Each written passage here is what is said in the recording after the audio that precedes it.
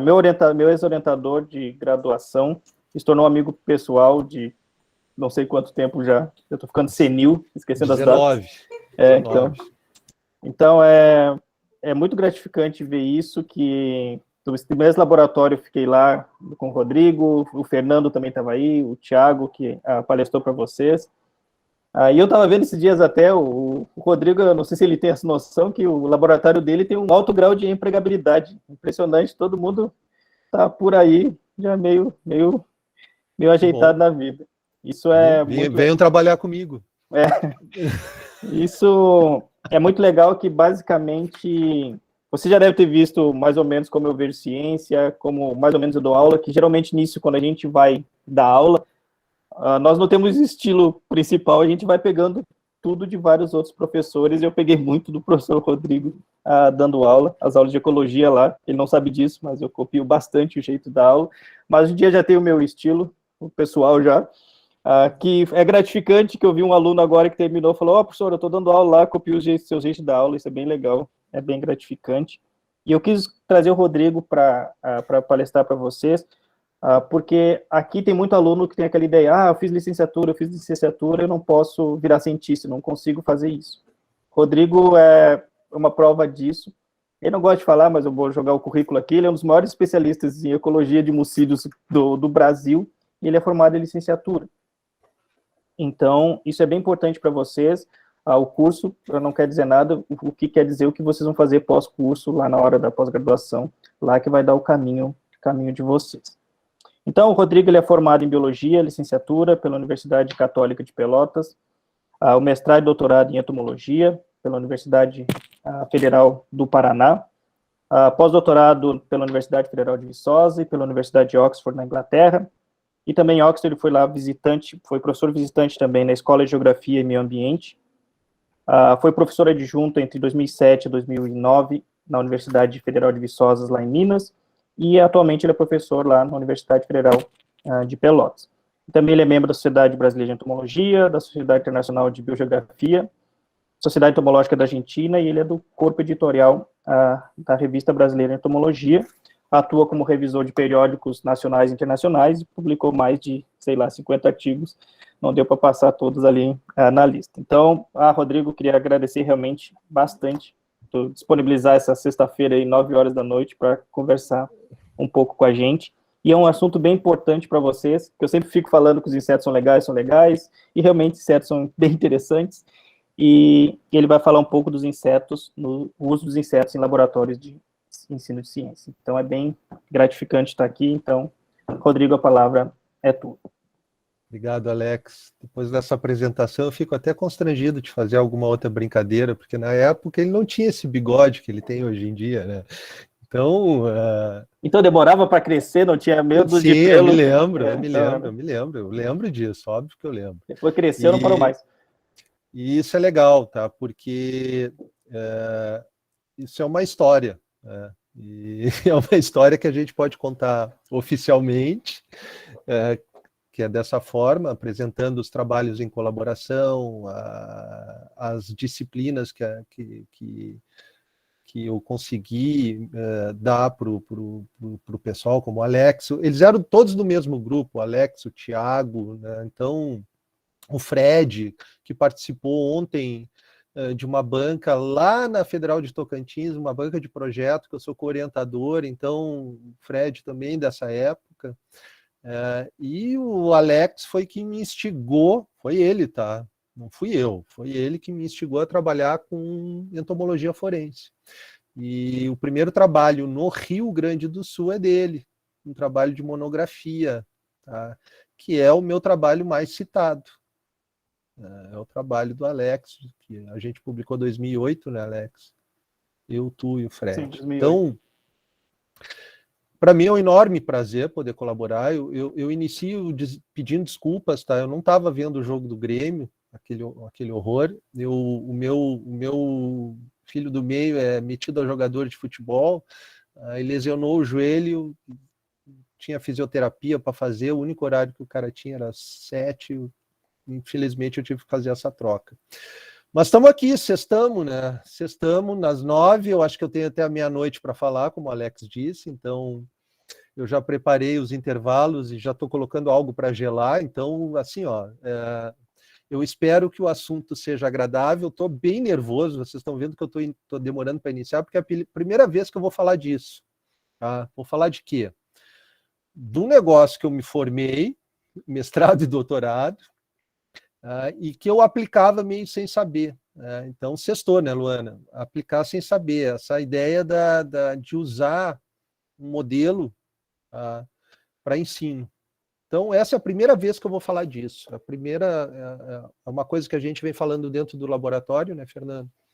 Mas não é uma coisa que tenha saído ainda do laboratório. Então, quando o Alex convidou, eu disse, pô, eu acho que é a hora de eu ficar nervoso para falar negócio que eu não falei ainda. Então, assim, ó, as falhas são todas minhas, né, nesse sentido. Eu espero que seja uma apresentação agradável. Se não for, a gente pode bater um papo. Se for, a gente bate um papo igual. Então, deixa eu projetar aqui para vocês. Não sei se eu já estou como apresentador.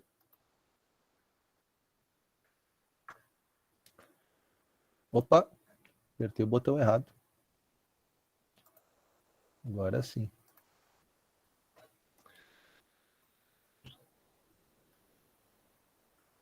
Só um pouquinho que o Windows é assim, né, gente? Ele... Só um pouquinho que não está deixando abrir. Por que não está deixando abrir o minha apresentação?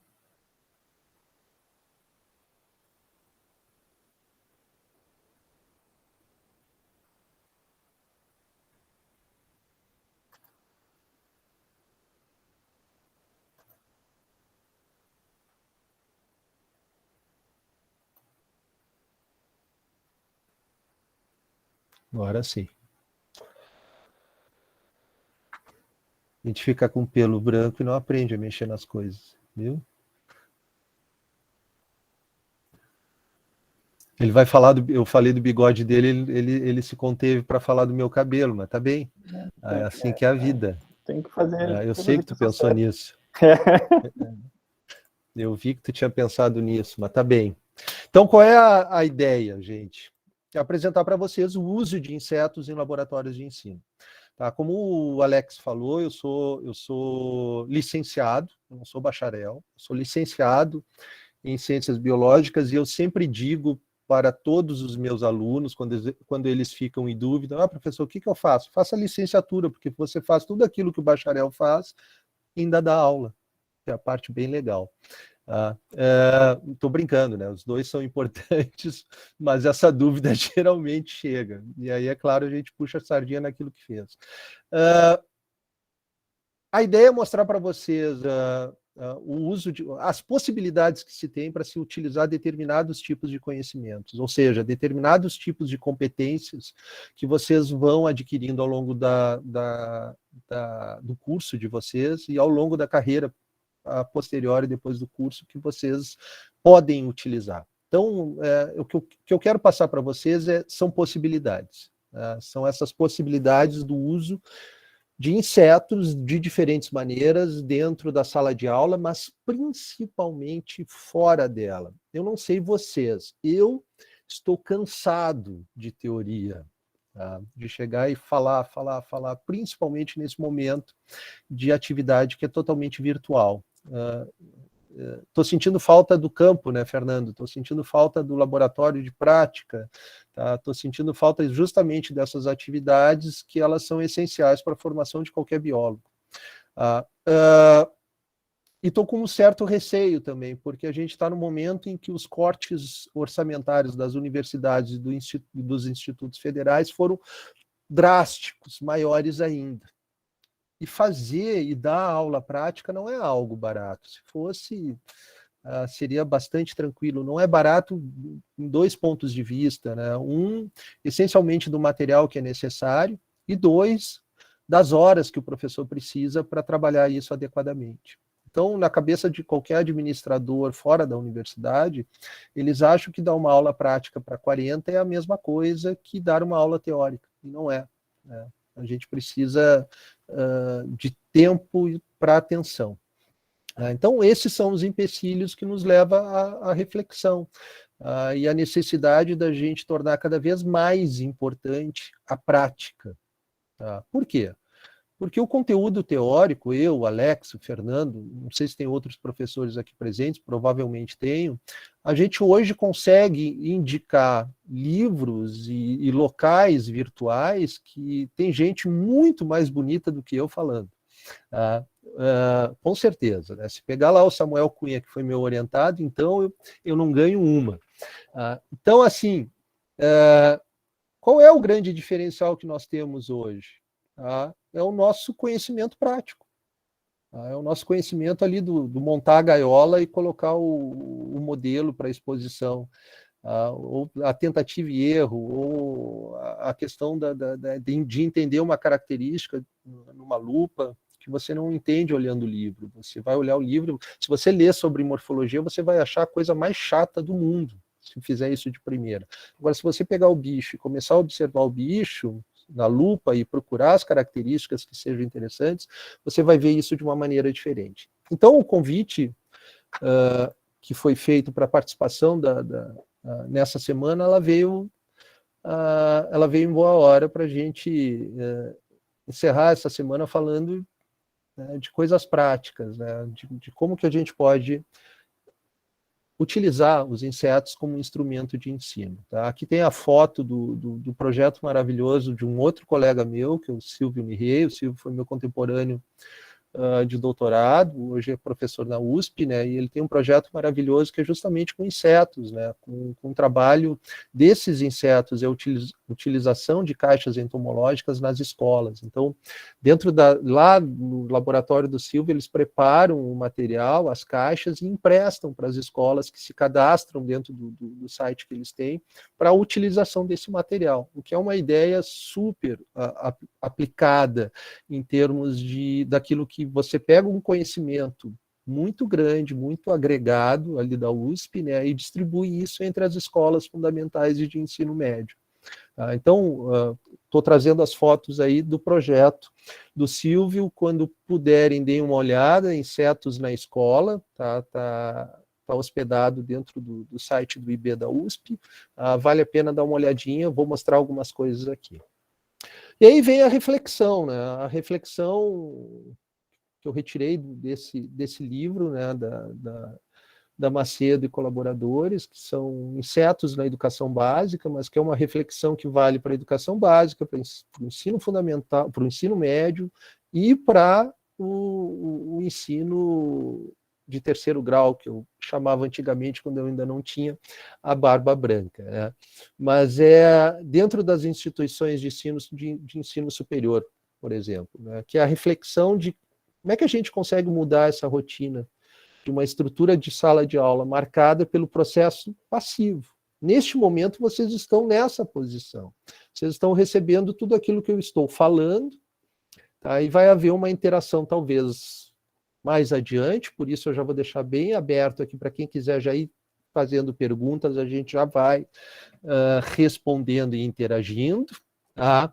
Porque nós temos agora até a meia-noite para conversarmos sobre insetos, então eu estou bem disposto e bem tranquilo para isso na sexta-feira à noite, para a gente romper justamente essa estrutura da sala de aula marcada por essa passividade, nessa transmissão de recepção de conhecimento. Então, a ideia que eu trago para vocês aqui não chega a ser uma sala de aula invertida, que é outra metodologia que eu gosto muito de utilizar. Ela é mais possível de ser utilizada, por exemplo, na pós-graduação, que as turmas são menores, e aí entra dentro daquela minha primeira fala, de que existe um custo, né? É muito diferente você planejar uma aula em que você tem todo um processo muito mais trabalhoso de planejamento para 60, 70 alunos. Isso se torna muito mais difícil do que daqui a pouco você fazer isso para 15. Então, existe uma questão quantitativa que deve ser levada em consideração, mas que ela deve estar nos planos de ensino, nas suas justificativas, para quê? Para que a gente possa chegar num número que seja adequado para se trabalhar isso de forma mais eficiente, de forma menos penosa, principalmente para aquele que vai planejar isso.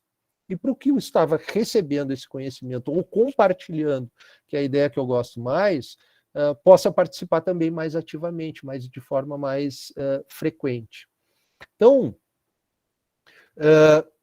Então, Luana, a modificação, assim, isso é uma coisa que a gente vem falando. Pega o grupo de WhatsApp aqui do meu departamento, chega a dar uma tristeza, porque assim, está todo mundo reclamando, mas eu acho que não são somente os alunos, nós também, professores, a gente também ficou um pouco cansado, um pouco desanimado.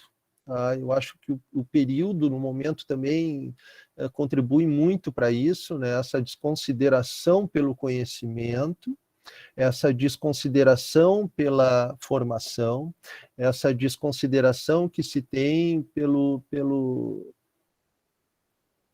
por ter a informação, por assim dizer. Então, eu acho que isso é geral, tá? Eu não colocaria a culpa, ou não colocaria na conta totalmente do estudante, tá? Há, sim, tá? Uma resistência quando você quando você tenta mudar isso pela primeira vez. Tá? Então, há uma resistência, e essa é uma resistência que você tem que trabalhar com eles e com você mesmo, porque há um rompimento quando você traz algo diferente, apesar dos estudantes quererem algo diferente, quando algo vem diferente, eles não se sentem confortáveis. Tá? Isso é natural, como qualquer rompimento. O que vem não te deixa tão confortável quando você sai daquela zona de conforto de, bom, eu vou ficar sentado na minha cadeira e o professor vai falar. Tá? Eu vou responder lá na hora da prova, e é isso.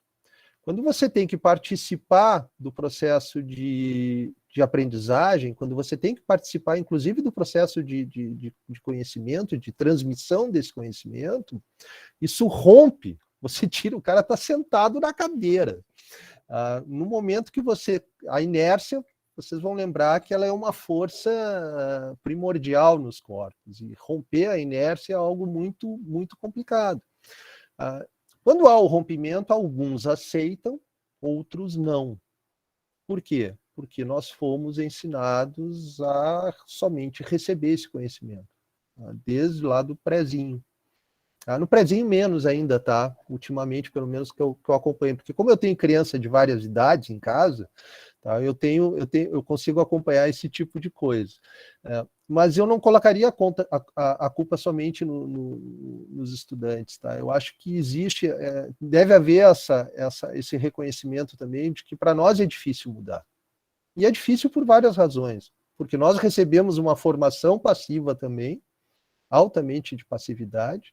Nós também temos uma força de inércia. Por quê? Porque para mim é muito mais fácil chegar e pegar a minha aula, que eu dei lá uma atualizadinha e falar 45 minutos, 1h30, do que eu planejar uma aula que vai ter que integrar diferentes tipos de processos dentro da sala de aula, diferentes tipos de atividades que muitas vezes, nisso eu também não tenho controle. E que, consequentemente, eu me sinto desconfortável. E quando tu está desconfortável, recebe uma crítica ou uma cara meio enviesada de que não está gostando muito, tu te sente inseguro, tu te sente... talvez não seja esse o caminho. Tá? Então, você tem que acreditar que esse modelo ele vai funcionar. Obviamente que não basta acreditar. Você vai ter que ter competências para a realização desse tipo de atividade. Ou seja, a ideia de propor trabalhos diversificados com insetos como modelos de estudos em ciências, em biologia, mas eu iria mais longe dentro da própria ciências. Você pode trabalhar, inclusive, com competências na área de química, com competências na área de biofísica e física, tá? Trabalhando determinados conceitos, utilizando insetos como modelos para o desenvolvimento desses conceitos e de competências. Então, dentro dessa perspectiva, você pode discernir em que situações os insetos são melhores modelos do que outros organismos. Então, você pode, inclusive, pensar rapidamente aqui. Morcego seria um bom organismo para utilizar como modelo, Fernando? Já começa que é um mamífero, né? A coisa começa a ficar bastante complicada para utilizar mamíferos como modelos de qualquer coisa, tá? Inclusive, principalmente de experimento. Dá, mas não em larga escala. Então, você pode utilizar peixes conforme vai havendo o distanciamento filogenético da espécie humana, a coisa parece ter um pouco mais de um afrouxamento maior com relação à sua utilização. Moluscos, bastante adequado, caranguejos, e por aí vai. Então, você pode comparar esses modelos com outros, e aquilo que eu for apresentar aqui, vocês podem, daqui a pouco, pensar para outros grupos de seres vivos. Dentro dessa perspectiva, você vai ter que ter a competência para conhecer a importância dos insetos da natureza. E aí, nesse caso, são as disciplinas relacionadas a essas competências. Não sei, Alex, quais disciplinas que vocês veem insetos, tá? Pode. Então, aqui eles têm um certo trauma comigo, mas não é por causa minha, não. Eu sou um excelente professor, modéstia à parte. É brincadeira. Não, é basicamente pelo conteúdo, que aqui o curso só tem zoologia de invertebrados e zoologia de vertebrados. Daí tem que ver toda a zoologia de vertebrados uma única disciplina de 80 horas. Daí realmente fica bastante corrida, é muita coisa. E agora, por isso que na minha ideia, eu coloquei criar uma disciplina optativa de entomologia. Daí a gente vê os outros vertebrados, vê um pouco de artrópodes e deixa a entomologia para depois. Para tentar dar uma desonerada nisso e para tentar... não é um modelo mais adequado. Pode, a gente está falando... Tá bem, obviamente que depende do objetivo do curso em termos de área de formação. A zoologia de invertebrados é um mundo, não, são 3 mundos, né? Sim, a parte, 3. né? Eu tive 5 zoologias, né? Então. E 3 de invertebrados, 2 de vertebrados. Aqui na universidade agora são 2 e 2, se eu não me engano, mas tem uma disciplina de entomologia. Mas a alternativa da disciplina optativa, ela é uma alternativa muito interessante. Mas lá no final eu vou fazer uma outra reflexão, tá? Por quê? Porque eu estou chegando num determinado momento da carreira que eu não sei se mais uma disciplina ela vai oferecer aquilo que os alunos estão procurando. Por quê? Porque relacionadas às disciplinas e relacionado aos projetos pedagógicos dos cursos, você tem que prestar contas, né? E normalmente, quando você tem que prestar conta, a coisa muda um pouco em termos de engajamento. Tá? O que eu acho que vai muito naquilo, acho que não sei se foi a Luana que falou, os alunos estão desinteressados. Eu acho que as disciplinas venceram o seu prazo. Sim, dentro concordo. Dessa perspectiva. Mas... que essa ideia também, que eu tento, grande parte dela, essa turma agora, infelizmente pelo Covid não pegou, mas a turma anterior, grande parte eu tento botar aulas práticas em si. Sim. Tem vezes que eu estou dando conteúdo dentro do laboratório para eles terem contato com isso. E ajudou bastante, que antes não tinha nem coleção de invertebrados. Eu estou juntando aos poucos, coletando inseto, formando a coleção didática. Uma professora que agora acabou de ser distribuída, tirou do bolso também o meu.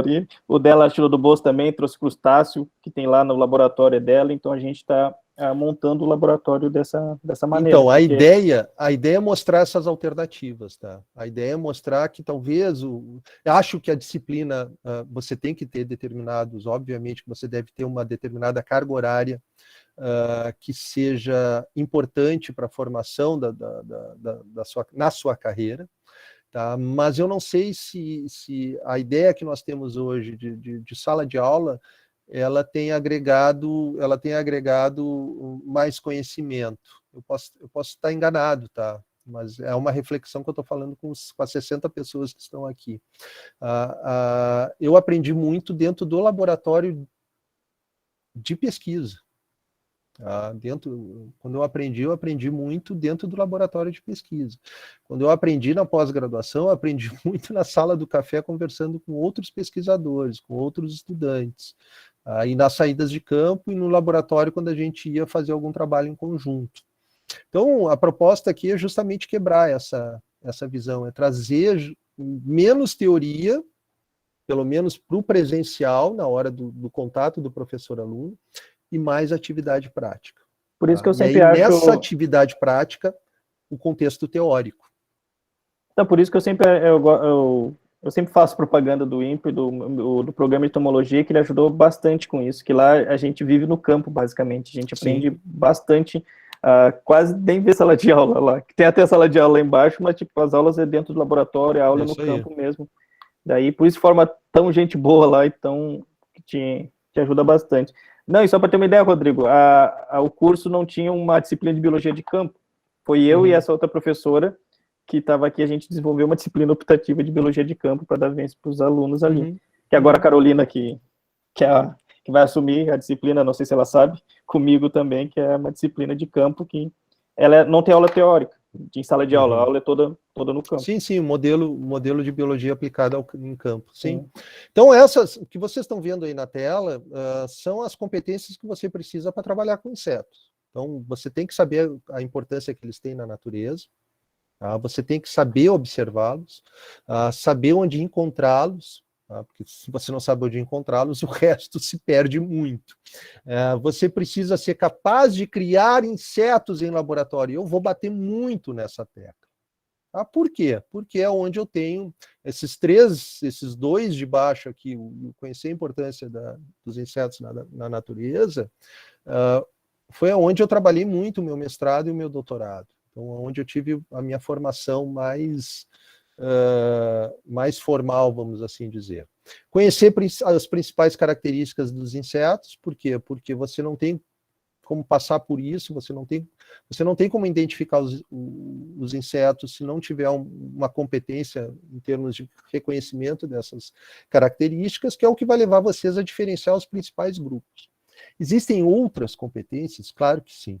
Obviamente que vocês podem me ajudar ali naquele ponto de interrogação a colocar outras informações e outras competências que têm associadas aos insetos. Eu elenquei essas aqui para se ter uma ideia em termos daquilo que nós precisaríamos. Agora, por que insetos? Ora, porque eu sou entomólogo. Não. Primeiro, tá? A pergunta que eu fiz para o Fernando em relação ao uso dos morcegos tem muito a ver, tá, com essa ideia de que eles são abundantes e diversificados. Ou mais que os morcegos, muito mais que os morcegos, muito mais que as aves, muito mais que os peixes.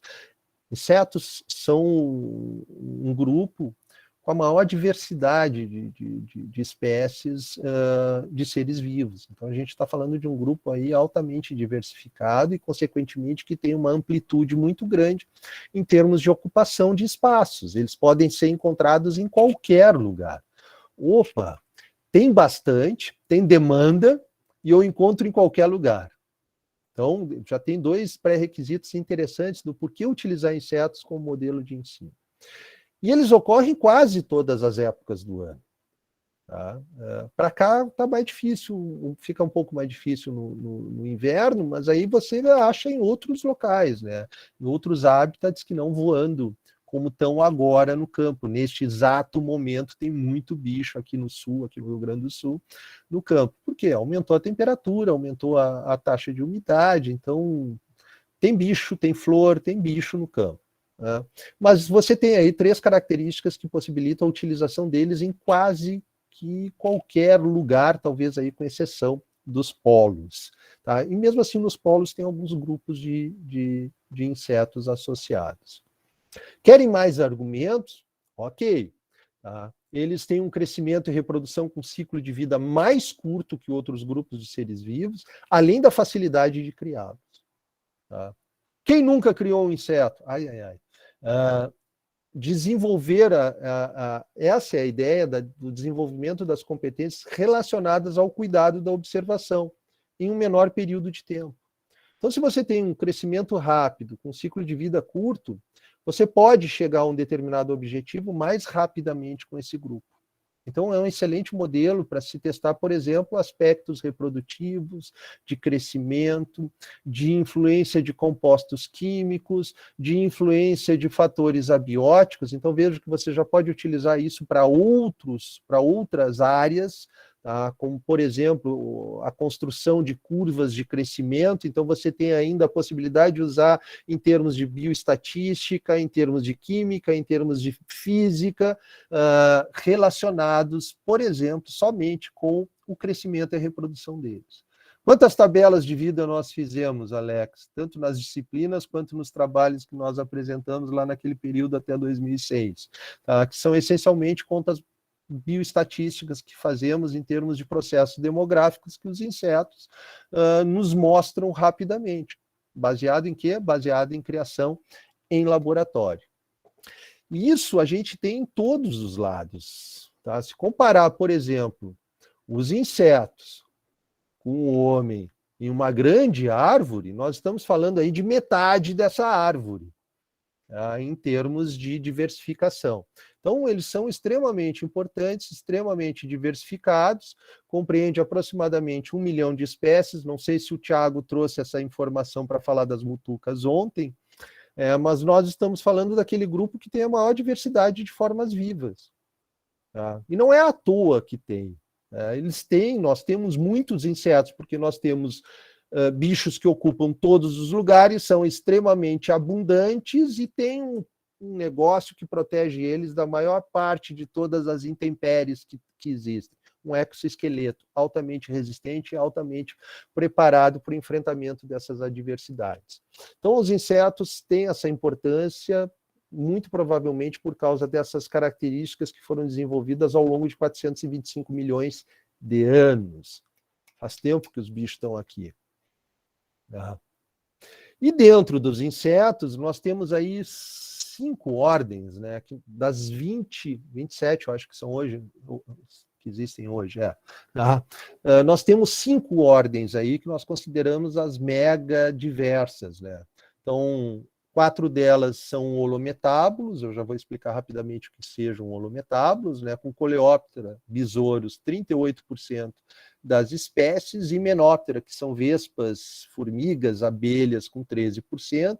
O grupo mais maravilhoso dos insetos, que são os dípteros, com 12%, que nós incluímos aí as moscas, mosquitos e mutucas. Lepidóptera, esse grupo aqui muito colorido, tá? Mas que é importante também, com 16% dessas espécies, compreendem as borboletas e as mariposas. Os hemípteras, que são os percevejos, tanto predadores quanto fitófagos, alguns poucos hematófagos, que compreendem cerca de 11%. Então vejo que aí nós temos uma diversidade, 83% deles somente entre esses grupos que estão em verdinho aqui. 94% deles dentro dessas 5 ordens. Os outros 6% estão dentro das outras 22 ordens de insetos. Então, geralmente os modelos, principalmente aqueles mais utilizados para laboratório, eles geralmente caem dentro dessas 5.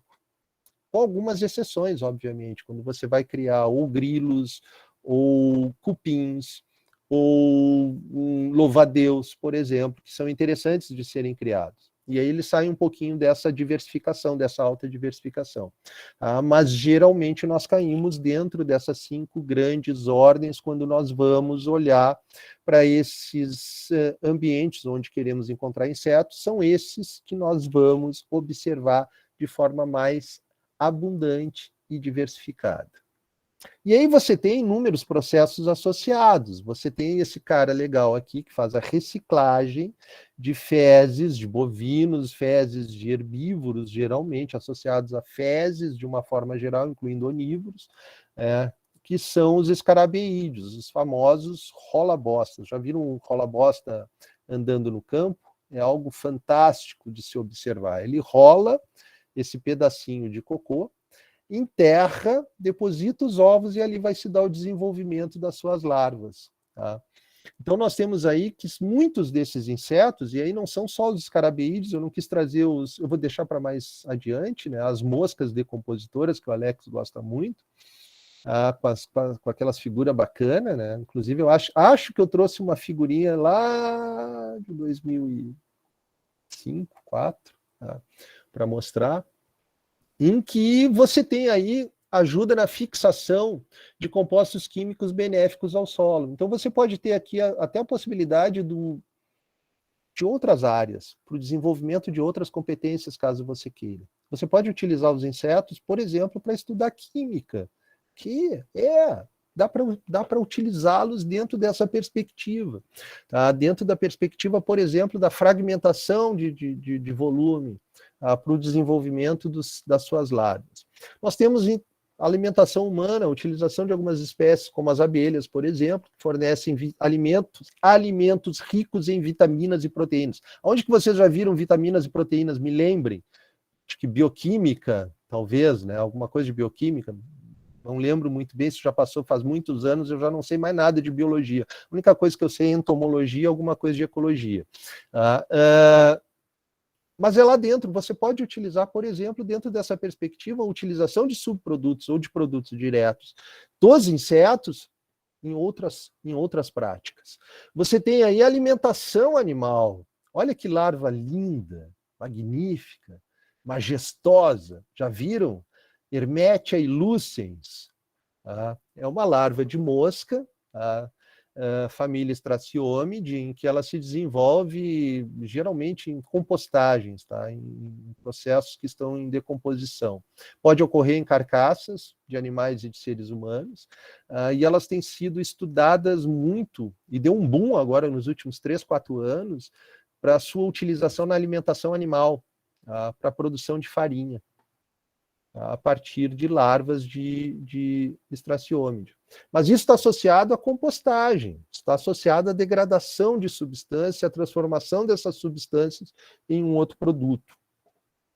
Na teia alimentar, você pode observar os insetos e utilizá-los, inclusive com relação à informação de que os insetos são alimentos de milhares de outras espécies. Quantos morcegos insetívoros temos? E tem um negócio bacana de umas mariposas com morcegos, uma guerra biológica entre os dois grupos, em que os morcegos, o Fernando vai me corrigir, porque a única coisa que eu sei de morcego assim é o que o Fernando me fala. Então, eu sei que o bicho tem 2 asas, é a única semelhança com o grupo que eu trabalho, que são as moscas. Me parou aí. Mas tem um negócio bacana que o morcego ele tem um radar para uma ecolocalização. Inclusive, esse negócio já foi estudado pelo exército norte-americano e foi desenvolvido, inclusive, sistemas de localização baseado em morcegos, baseado nessa característica. E aí eles utilizam essa ecolocalização, emitem isso, e aí bate na principal presa deles, que é uma mariposinha, volta para ele sabe localizar. Só que a mariposa não é um bicho que fica ali passivo,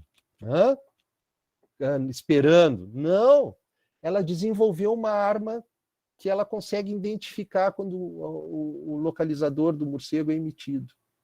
Tá? E ela desenvolveu todo um comportamento de voo caótico. Ela cai quando ela recebe esse sinal, para haver um confundimento na ecolocalização do morcego. E assim vai, ou seja, dá para se estudar coevolução a partir disso. Nós temos insetos predadores que se alimentam de outros insetos, vários deles. Aqui um exemplo de um asilídeo com o que é isso? Uma abelha. Predação. Nós temos parasitoides, ou seja, relações, alguns parasitoides. Parasitoides é um negócio que mistura parasita com predador, né?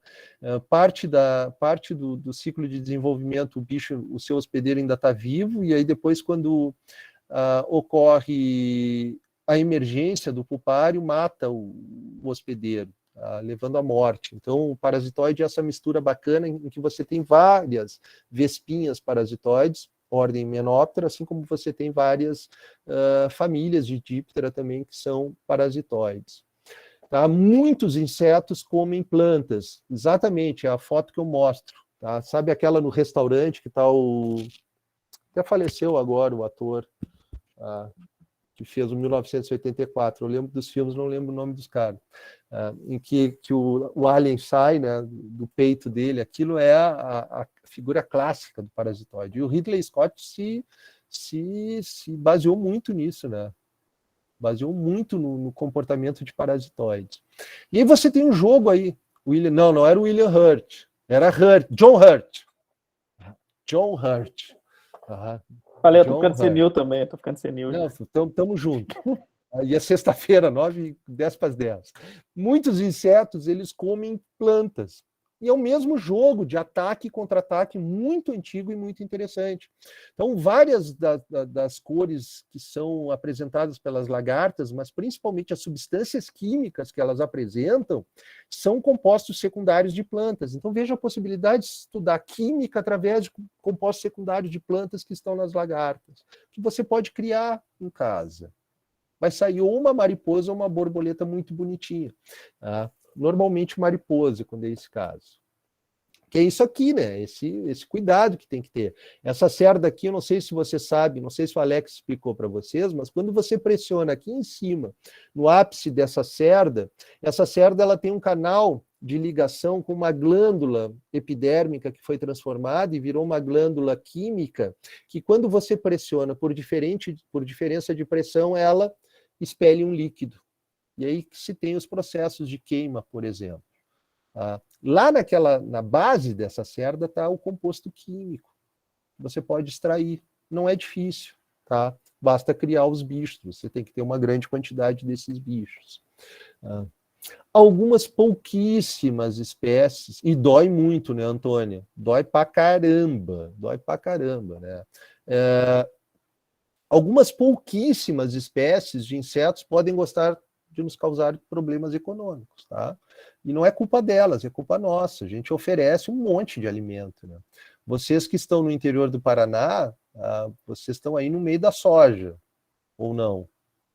Né, Alex? Aí é soja, né? Então,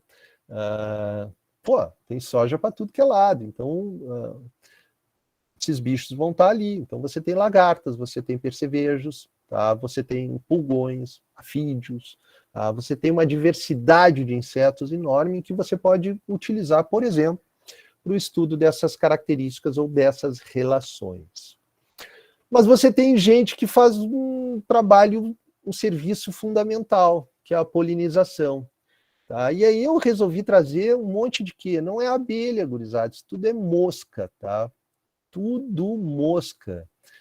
Tudo da família Syrphidae, uma família de moscas que tem um mimetismo muito grande com abelhas e que são importantíssimas na polinização. E o legal dos sirfídeos é que a larva deles ela é predadora.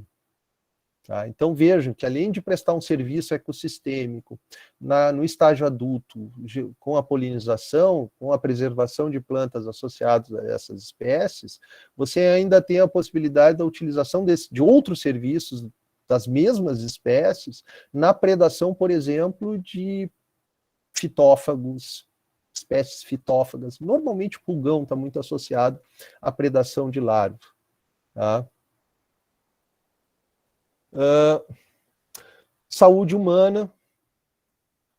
Já vou chegar lá, Antônia, tem importância. Essa não é varejeira que eu mostrei para vocês, tá? Essas são moscas das flores, para fazer uma tradução literal do termo em inglês. Mas você tem mosquito também, né? Tudo bem, né? Tem um negócio que tem que incomodar, né? Mas mesmo os mosquitos, eles são um número muito pequeno, dada a diversificação de díptera. A gente está falando de 160 mil espécies, 150 mil espécies de díptera, onde você tem aí que cerca de 40 de mosquitos que são... Não, considerando os anófilos tem mais, mas você tem aí uma taxa talvez aí menos de 1% disso, muito menos de 1%, em termos de espécies que têm importância dentro, por exemplo, somente dos dípteros. Você tem também aquelas larvas que, já estou começando a entrar num negócio interessante. Chega, em mim dá água na boca, gente, esse tipo de coisa, tá? Ver uma larva causando miíase, assim, vocês já tiraram uma larva miíase? Nunca?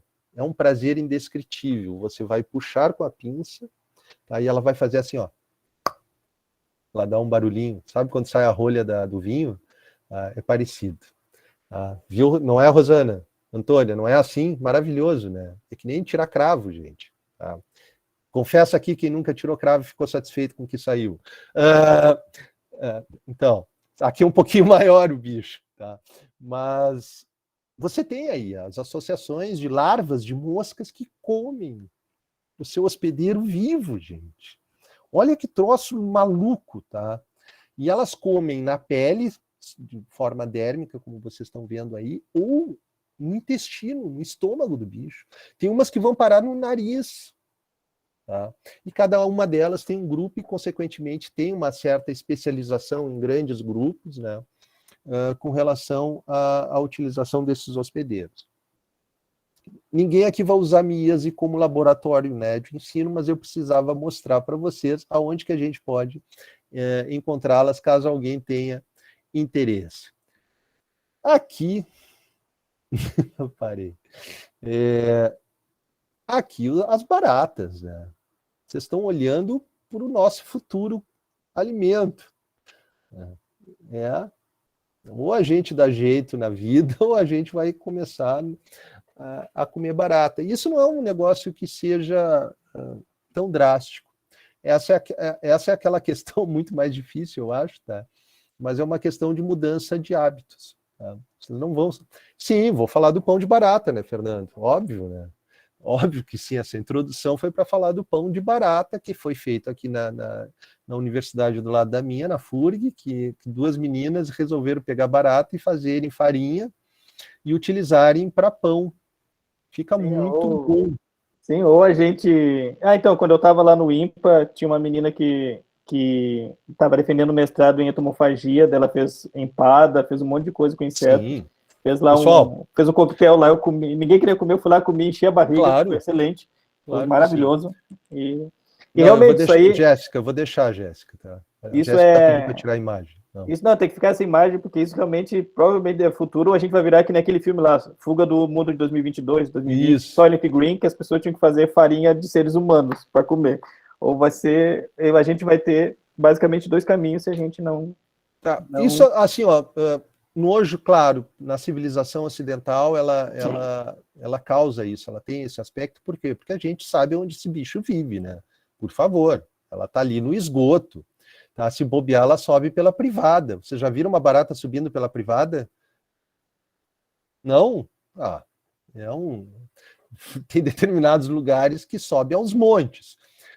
Por quê? Porque elas têm um comportamento cavernícola, não é culpa delas. O que é um comportamento cavernícola? O que tem numa caverna, Fernando?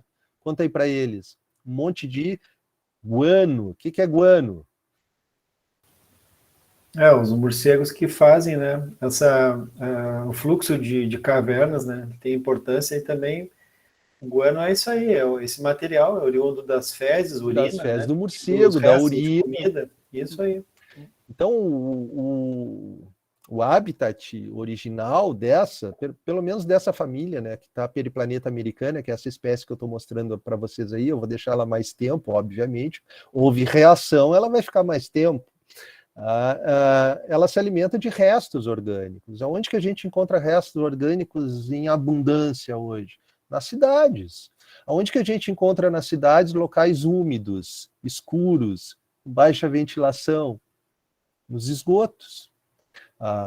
O grande problema é que nos esgotos existem, se fosse só fezes, tudo bem, o problema é o que vem junto com as fezes, vírus, bactérias, parasitos. Então as baratas elas têm essa capacidade de transmitir até 40 patógenos ou mais, de 40 tipos diferentes de patógenos.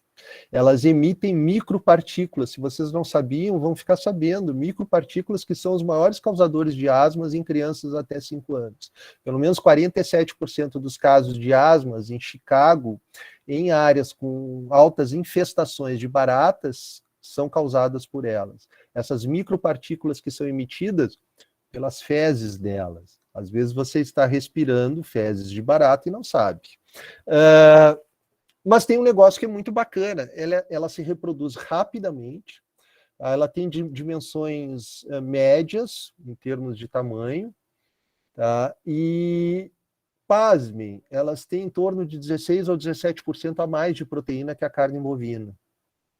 Proteína bruta, tá? Então, elas, ao serem secas, moídas e transformadas, elas são excelentes componentes para a alimentação humana, inclusive. Então, ela tem exatamente com taxas de conversão muito boa. Eu vou depois mandar para o Alex, eu vou ter um estudante que vai apresentar um seminário de entomofagia. Tá? Ele está 4 meses trabalhando com isso, e ele tem dados interessantíssimos. Por quê?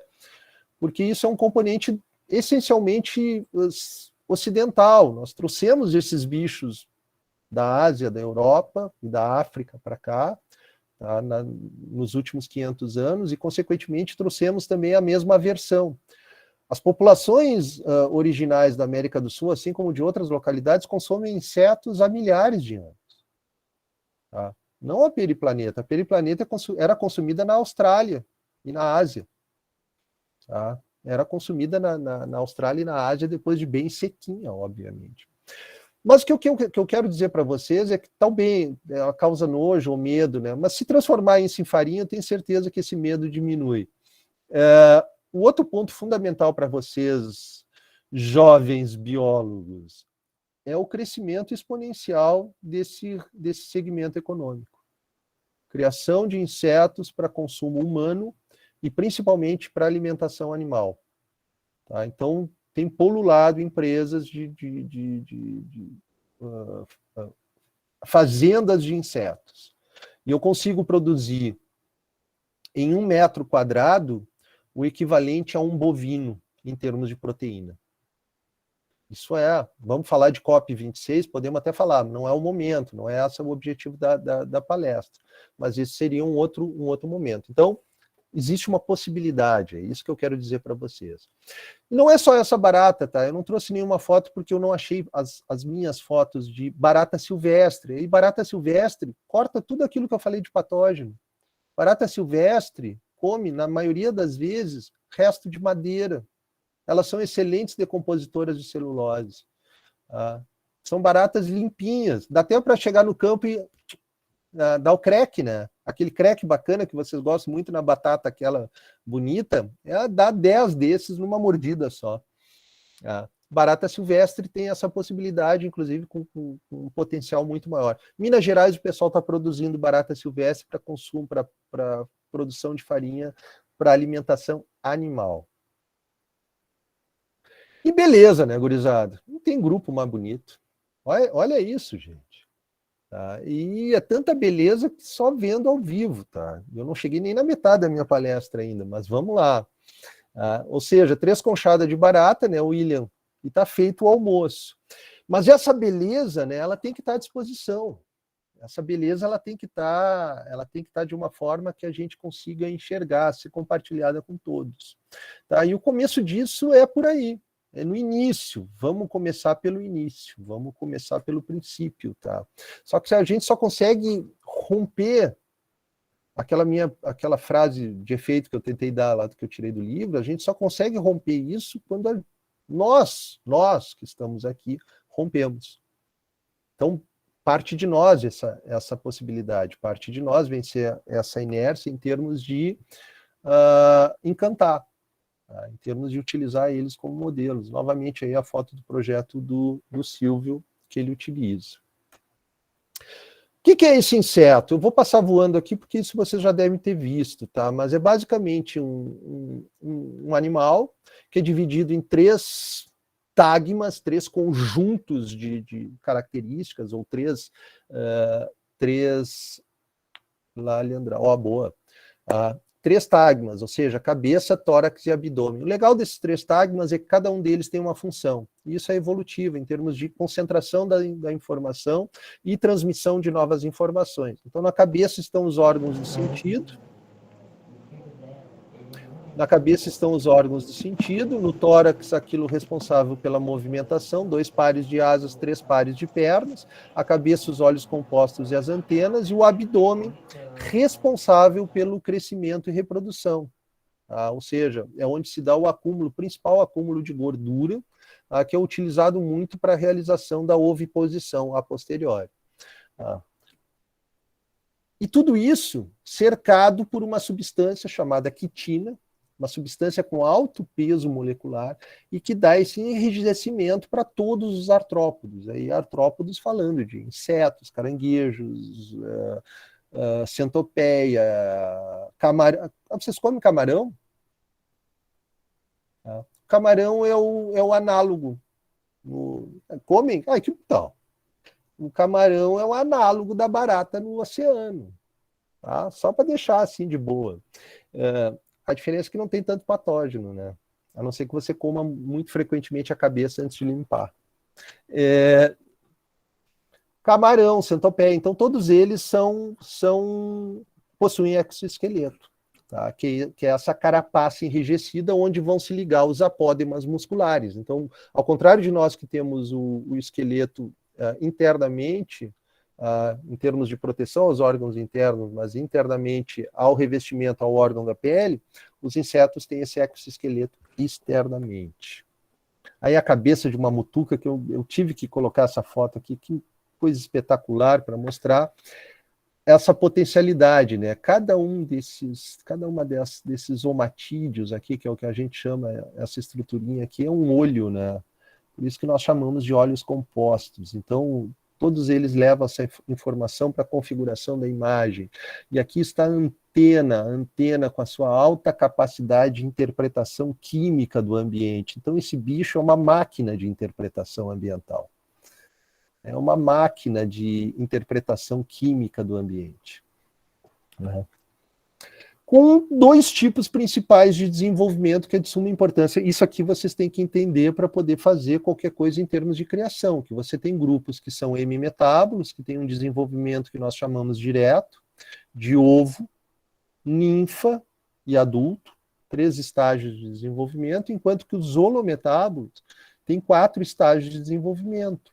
Ovo, o estágio de larva, que é o que cresce, assim como o de ninfa é o que cresce propriamente dito, o de pupa e adulto. Então, são 4 estágios de desenvolvimento. Aparentemente, essa mudança que aconteceu há 225, 240 milhões de anos atrás, e que teve um boom depois ali dos 175, 170 milhões de anos atrás, com o surgimento das plantas com flores, 180 milhões de anos, posso estar errado, porque eu não entendo nada de planta, favoreceu muito os insetos holometábulos, tanto que 4 daquelas 5 grandes ordens, das ordens megadiversas, são insetos que têm esse tipo de desenvolvimento, onde a larva normalmente se alimenta em um determinado hábitat e o adulto em outro. Então houve uma separação em termos de hábitats.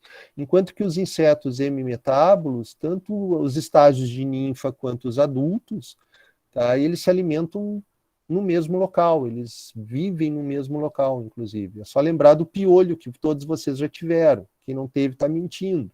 Então, quem já teve piolho sabe que tem o piolinho, que é a ninfa mais clarinha, e tem o piolho grandão, que está lá botando as lêndias, que é a fêmea. Esse é um exemplo de inseto hemimetábulo. Tá? Deu coceira em vários. Eu sei que no momento que fala de piolho, a gente coça a cabeça. Piolho é um exemplo de inseto hemimetábulo, assim como os percevejos. Quanto que moscas, mosquitos, besouros, mariposas, abelhas são insetos holometábulos. E a gente vai coletar, olha que foto bonita que eu trouxe. Né?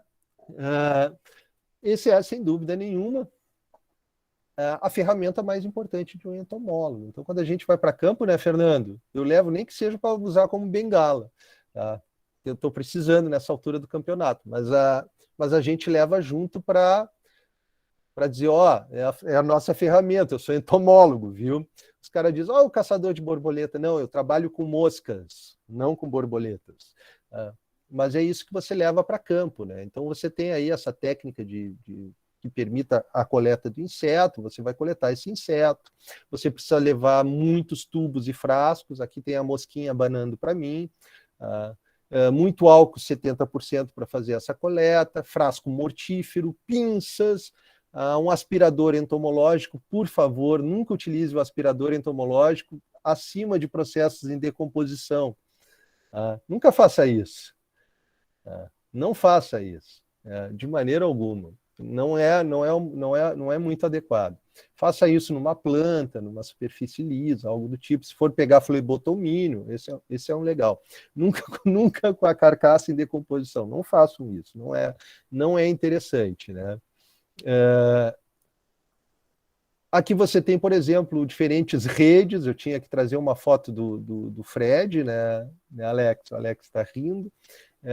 Rede entomológica em diferentes ambientes. Na água é aconselhável essa aqui em forma de D. O Fred estava procurando aqui larvas de Siomíside, aquela mosca que eu mostrei anteriormente, que são predadoras de moluscos. Tá? Você pode usar, por exemplo, a armadilha Malese, que eu usei no meu doutorado e estou usando novamente, tenho usado frequentemente porque é melhor para coletar muitos insetos. Então, isso aqui é uma coleta de 1 semana, 2 semanas, eu acho, tá? Em que você pega uma variedade muito grande desses insetos. Se você pegar e instalar uma armadilha dessa no pátio de casa, pátio da escola, tá? Você vai ter uma infinidade de material para trabalhar, por exemplo, em termos de coleta. Você pode utilizar uma armadilha luminosa de pano, né, como essa aqui, que você pode capturar os insetos noturnos, né? Estão vendo ali a quantidade de mariposa, né? A foto do Amabílio Camargo, lá da Embrapa Cerrado. Aqui é uma armadilha luminosa transformada, a Luiz de Queiroz. Essa aqui é uma Van Someren, que é para pegar principalmente... Essa aqui é legal para pegar borboleta, tá? Você coloca ali frutas em decomposição, banana, frutas. Tá? E você pode fazer essa coleta em qualquer ambiente também. Ela serve, inclusive, como um atrativo. Um funil de Berlise, né? São armadilhas que você pode utilizar para triagem de solo. Então, você tem aqui uma área que tem uma lâmpada, você acende, o inseto que é fototático negativo, ele vai migrar para o fundo e vai ser coletado aqui nesse frasquinho com álcool 70. Então, essa é uma maneira. Você pode pegar o solo de um local, você pode ter uma armadilha só, você pode pegar o solo do local e mostrar isso, né? A ideia de como funciona, por exemplo, a atração, a repulsão, a luz. Tá? Você pode coletar diretamente com pinças, como, por exemplo, as formigas. Tá? Você pode fazer essa coleta. Formigas também têm uma diversidade muito grande, mesmo em áreas urbanas. E segue o processo, ou seja, você efetuou todo aquele processo de instalação de armadilhas, de coleta desse material, e agora você precisa identificar esse negócio que estava nas armadilhas. Ó. O material foi coletado. Tá? E aqui aqui eu fiz um gradiente, tá, das armadilhas Malese instaladas em ambiente com eucalipto e das armadilhas Malese instaladas em ambientes de dunas reliquiais com vegetação nativa. Tá, para mostrar justamente isso. É um projeto que a gente está desenvolvendo no momento. O Fernando acompanha algumas coletas com a gente, né, para mostrar a importância da vegetação nativa em termos de diversidade, quando comparado àquilo que o pessoal gosta de chamar de floresta, eucalipto, pinos e acácia. Né. Então, esse é um dos objetivos. E aí vem a triagem. Né? Eu geralmente tenho ajuda quando estou querendo fazer esse negócio. Então, a triagem é um negócio bacana. Tá? A triagem, você vai com um objetivo e aquilo... Sabe aquele negócio que é que nem você abrir o seu celular, né? Eu só vou dar uma olhadinha, aí você abre nos stories e ali aquilo fica 1 hora. A triagem, você diz assim, não, vou fazer 1 hora de triagem, você fica 4, porque você, que bicho legal esse aqui eu não conheço, parei que eu vou olhar. É mais ou menos assim que funciona. Isso aí é muito legal para criança e para estudante que está iniciando graduação também, que está no meio da graduação. Por quê? Porque inerentemente ele vê a diversidade. Isso aqui é ver a diversidade, não tem outra. E eles identificam legal, gente. Eles conseguem separar ali, obviamente tem muito erro, mas eles conseguem separar o grosso, eles conseguem fazer essa separação de diferentes formas, inclusive fazer essa junção. Pô, esse bicho aqui tem só 2 asas. Esse eu gosto, é meu. Mas esse aqui tem 4, é igual. Se tem 4, é diferente. Então você pode utilizar, por exemplo, esse processo, inclusive, para a observação da diversidade dos insetos. Isso aqui é material da Malese. Então a Malese te proporciona isso. Tudo bicho morto, obviamente, porque eu coleto com álcool 70 ou próximo disso. Tá? Mas te dá uma dimensão dessa diversificação. E depois você tem que montar esse pessoal. Fazer esse exército prussiano aqui, né? Que é tudo mutuca. Não é a mutuca, não são as mutucas que o Thiago trabalhou lá na graduação, mas foi uma orientada dele de graduação que foi fazer mestrado comigo. Tá? Então, foi a Helena. Então, essas aqui são as mutucas lá de 2012, agora já tem outro grupo vindo para trabalhar, em que você tem que identificar cada um desses, você tem que dar um nome para esses bichos. E aqui é a parte mais cara, tá? Que alfinete entomológico não está barato. Fui dar uma olhada essa semana, está em torno de 60, 50 reais, dependendo do alfinete. Se você compra um alfinete muito porcaria, não vale a pena, tá? Pelo menos em termos de conservação de material, tá, Alex? Tá? Para uma aula prática, para o pessoal manejar, tudo bem, pode ser até aqueles alfinetes mais rústicos, que não são os entomológicos. Agora, se você vai fazer coleção, isso aí é uma coisa que vale a pena investimento. Tá? E aí você põe esse material para secar. Veja que tem todo um processo hierárquico, em que isso é altamente prático, em que você vê onde eles estão, quando eles estão, quem eles são. Tudo isso passa por esse processo que você tem que ter um protocolo, então você tem que se auto-organizar para fazer isso. Então vai para uma estufa, seca 3, 4 dias antes de guardar esse material, e aí sim a gente vai para a identificação. E aí você vê esse material, né? Você tem que ter um cuidado, tudo derretido, malés de 3 meses. Se deixou 3 meses no campo e não trocou o álcool, o negócio some mesmo. Tá? Funciona dessa maneira. E aí vem a última etapa, que é guardar esse negócio numa instituição assim, né? Alex? Fernando? Que maravilha! Aí eu estou lá no andar de cima tomando meu café, olhando, assim. E aí você volta de lá, não, vamos ter isso em tudo que é lugar. Não funciona assim. Mas é super importante a gente batalhar por algo que não seja assim, mas que possibilite, né, guardar essas riquezas. E essas riquezas guardadas, elas abrem espaços para atividades que estimulam. Ou seja, isso não precisa estar pode estar dentro de uma universidade, eu acho que até deve estar dentro de uma IES, tá? Uma instituição de educação superior, mas o que você tem que proporcionar é justamente as atividades que vêm com essa riqueza guardada. Ou seja, algo que estimule mais ainda o conhecimento. Então você imagina, você fez a triagem, você participou da triagem, você participou da identificação, você ajudou a construir algo parecido com isso, que não precisa ser algo tão rebuscado quanto, mas que possibilite a identificação. Isso traz um prazer imenso, podem ter certeza disso. E traz um resultado enorme, maior do que o seu prazer, que é o quê? O contato com essas formas de vida com as gerações mais novas.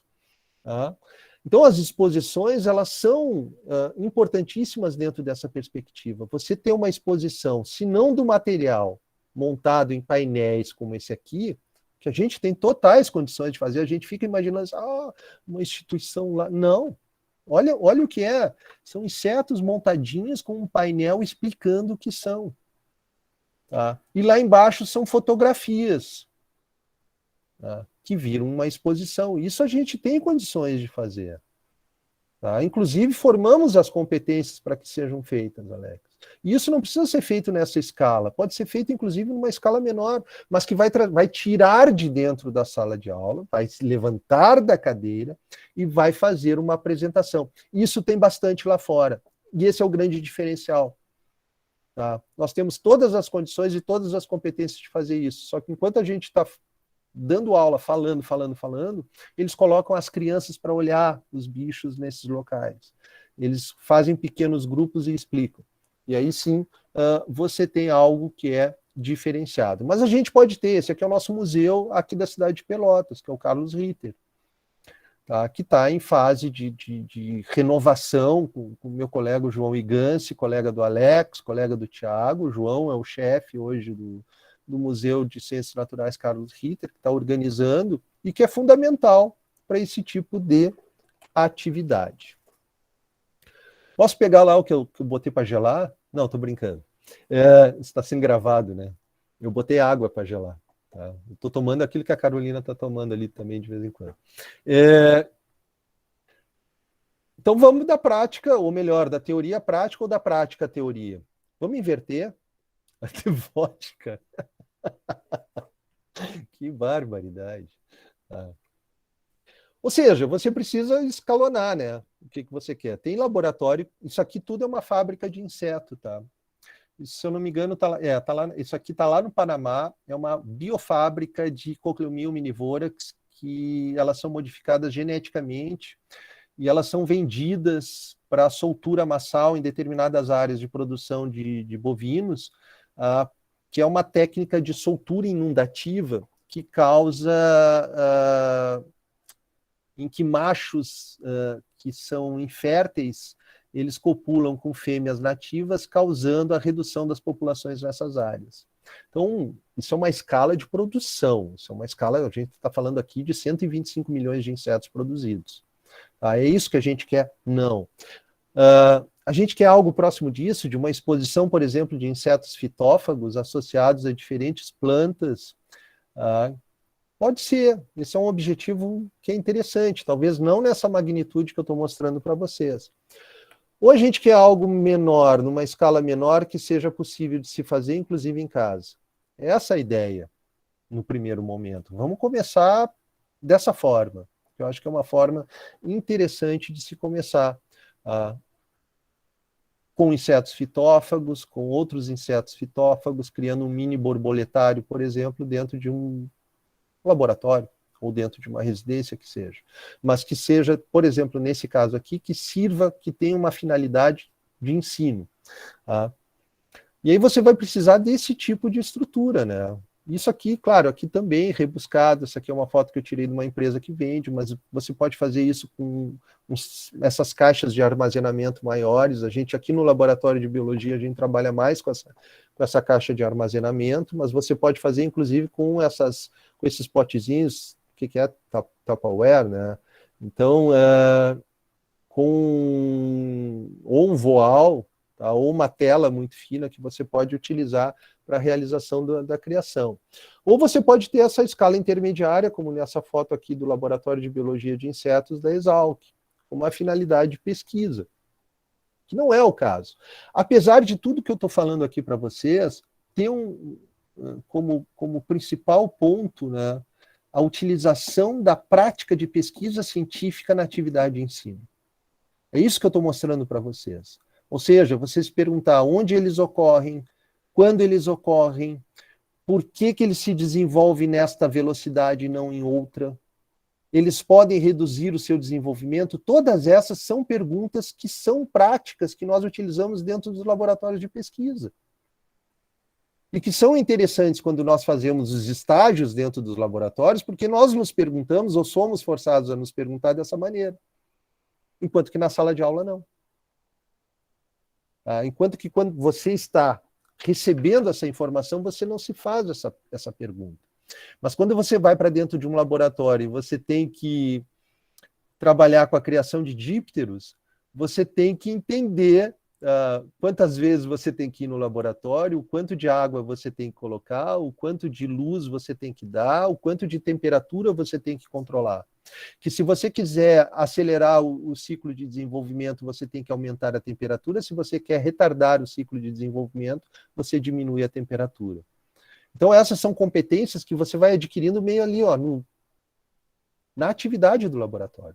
Por que não pegar essa atividade, que é super interessante dentro do laboratório de pesquisa, e trazê-la para a sala de aula? Trazê-la para o laboratório de ensino. Ou seja, coisas que nós já fizemos e fazemos constantemente. Trazer isso para dentro do laboratório de ensino.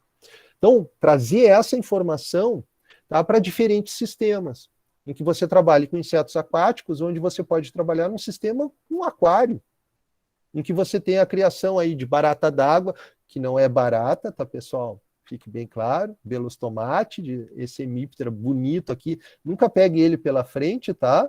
Nunca pegue ele pela frente, seu dedinho vai ficar machucado. Coloque o dedão em cima ali daquele triângulo.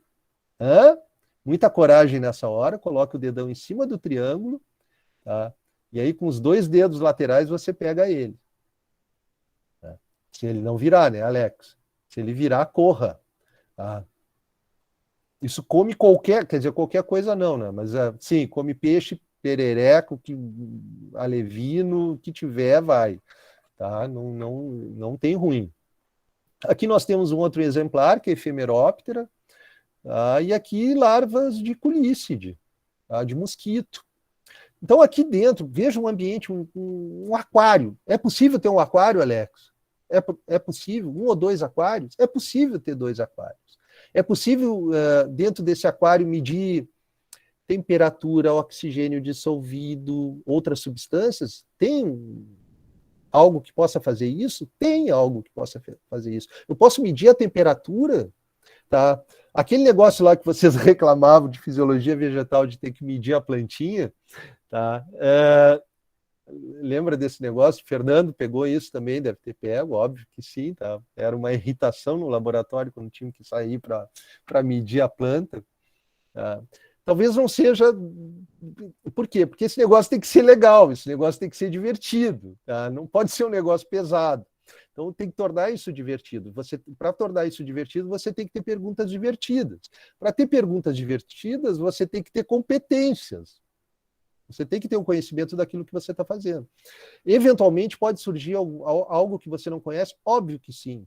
Essa é uma outra característica que nós, professores, temos que perder. Nós não somos mais os donos da verdade. Desculpa, gente. No máximo, nós somos aí canais de comunicação, mas nós não sabemos tudo. Eu não conheço tudo de entomologia, nem tenho essa pretensão. Estou longe disso. Então, às vezes, pode surgir alguma coisa que você não conhece. Agora, você não deve se sentir diminuído, e nem você, estudante, deve se sentir superior por saber mais do que seu professor. O legal dessa atividade, e é o que dá medo, muitas vezes, é que pode surgir coisa que você não sabe. Tá? Mas isso é o legal. Obviamente que quando você tem controle da situação, você demonstra muito mais segurança. Isso é interessante para o processo de ensino-aprendizagem, que você se sinta seguro com relação àquilo que está aprendendo. Mas, às vezes, dentro de um determinado sistema, pode surgir alguma determinada novidade, e aí o que você tem que fazer? Você tem que estimular a pergunta e tentar resolver em conjunto com o grupo. Essa é a atividade prática. A resolução de problema parte disso. A gente não resolve o problema que a gente já sabe a solução, a gente resolve o problema que a gente não está ainda sem saber direito qual é a solução. Isso pode acontecer. Tá? Essa talvez seja a maior resistência que existe dos meus colegas, tá? Da gente abrir mão desse controle. Tá? E vocês estão percebendo isso como estudantes, por isso que vocês estão tão desanimados com relação às aulas, com relação ao processo que existe hoje. Porque está difícil a gente perder esse controle.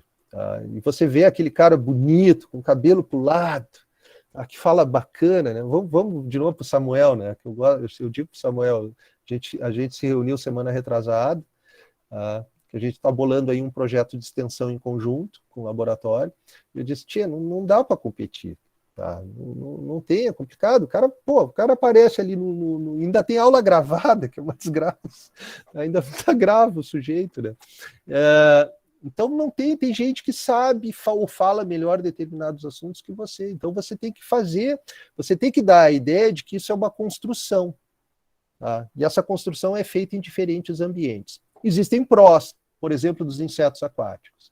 Eles não emitem odores fortes, né, Alex? Então, ponto positivo. É de fácil obtenção, ponto positivo. Pode ser criados em pequenas escalas.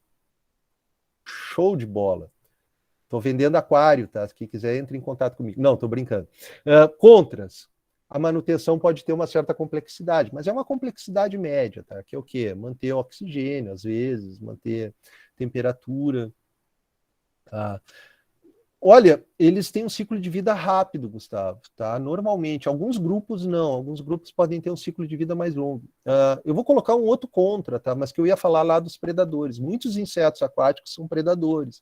E aí você precisa ter um cuidado para não aumentar demasiadamente a densidade de predadores em relação às presas, que senão você acaba com o seu sistema. Tá? Mas isso já serve para aquela aula bacana de competição. Teve um certo aluno teu orientado que tinha um aquário em casa e botou uma larva lá e perdeu os peixes lá. Tem um certo cara que trabalha com tabanide aí que... por isso que ele foi trabalhar com mosca, porque o peixe não ia dar certo, né? Então você tem que ter... Então, Gustavo, você pode trabalhar a interação predatória já dando aqui a barbada. Se você aumenta a densidade de predadores, o que acontece com o sistema?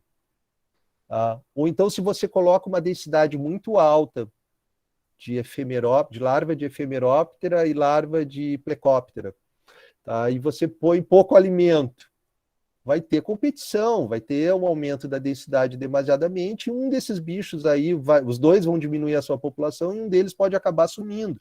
Princípio de exclusão competitiva, que você pode fazer na prática, dentro de um aquário. Insetos sociais. Tá? Insetos sociais é tudo de bom, cara. Sabia que eu estou estudando agora esse negócio, Alex? Estou distribuindo armadilha para pegar Meliponine. Meliponine é aquela subfamília de Apide, que são as abelhas sem ferrão. Então, eu não estou dizendo para vocês colocarem Apis mellifera dentro das escolas, tá, gente? Ou dentro das instituições. Não, de jeito nenhum. Tá? Coloquem as abelhinhas sem ferrão, por favor. Tá? E aí você tem aqui o exemplo, ó, Jataí, esse meliponínio, o Jataí é o chamado alemãozinho também, ele produz um mel bem mais suave, tá? Tem muito comum aí no Paraná, Santa Catarina, Rio Grande do Sul, tá? E você cria isso aqui legal, tá? Cupim, eu desaconselho a criar cupim perto de alguma coisa com madeira, mas existem os cupins que são, por exemplo, arborícolas, tá? Que tem a possibilidade. É mais difícil de criar, tá? Mas existe a possibilidade. E formigas.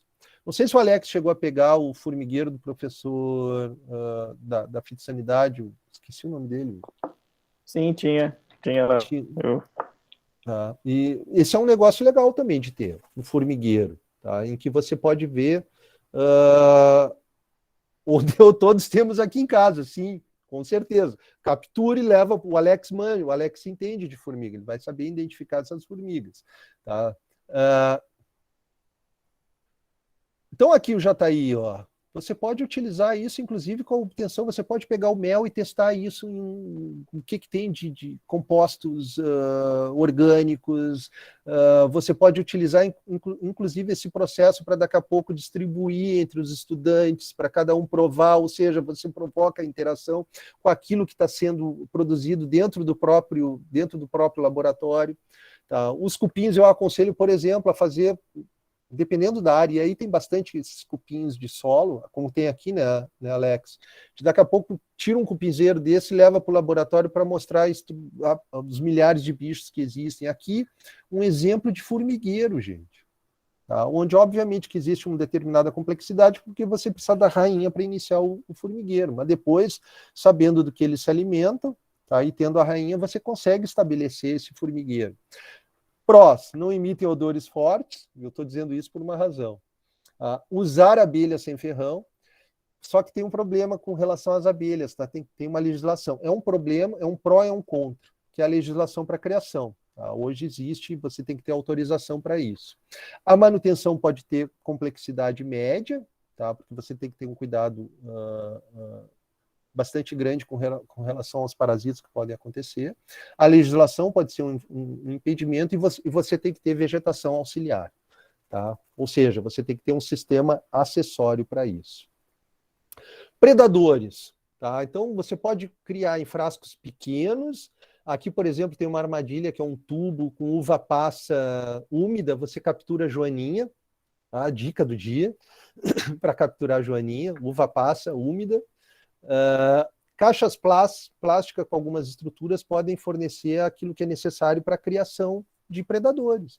E aí eu estou falando de joaninha, estou falando de louva-a-Deus, que é legal, tá? Que são predadores, você tem besouros predadores. Então eu estou dando um exemplo aqui de coccinelle, que é a família de coleóptera, onde estão as joaninhas, que você pode utilizar esta estrutura.